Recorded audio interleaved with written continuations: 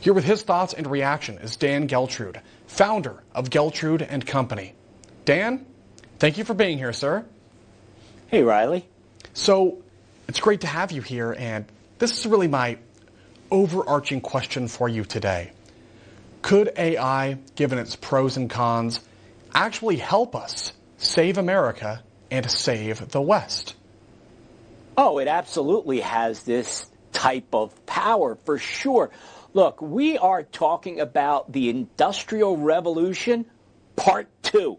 It doesn't quite feel like how it was the first go-round, let's say starting in the middle of the 1800s or so. But this is something that is coming on much more quickly, number one, and it's also kind of silent.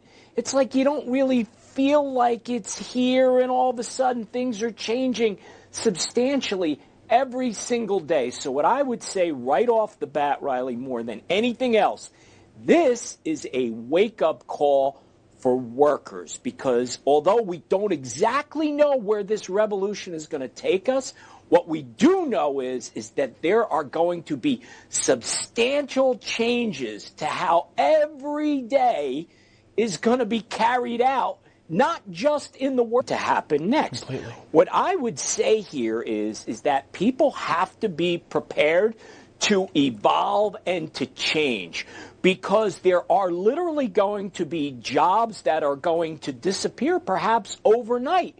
So what is it that you have to do? You have to figure out how to learn how to do functions using AI. I look at it this way. In my profession, as far as being a CPA, yes, there's a question of, well, is AI going to replace accountants? And this is what I say. AI is not going to replace accountants, but it is going to replace accountants who do not know how to use AI. Ooh, that's what's going to yes, happen, because there is always going to need to be some type of human element. Now, we could certainly enhance productivity and efficiency by using AI. Okay. Now, I want to tie this back to some of the other stories we've been talking about today, because clearly I'm looking at the current moment in America, and it's one of uncertainty and instability. We've been divided, manipulated. People are attacking each other, taking precious American lives away. And I think that's the byproduct of a period of rapid change, economic change, cultural and political change, and of course, technological change. So I do want to ask you, just to take things in a slightly different direction here.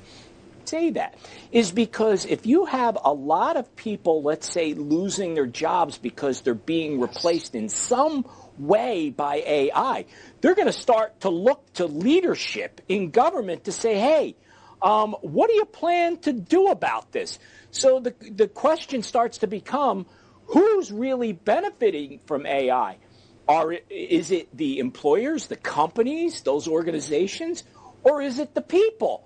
And those start to become really difficult questions to answer, because you cannot stop progress, right? AI should be designed to enhance all of our lives. But the question becomes, are our lives going to be enhanced if you don't have if you don't have a job, if you can't go to work?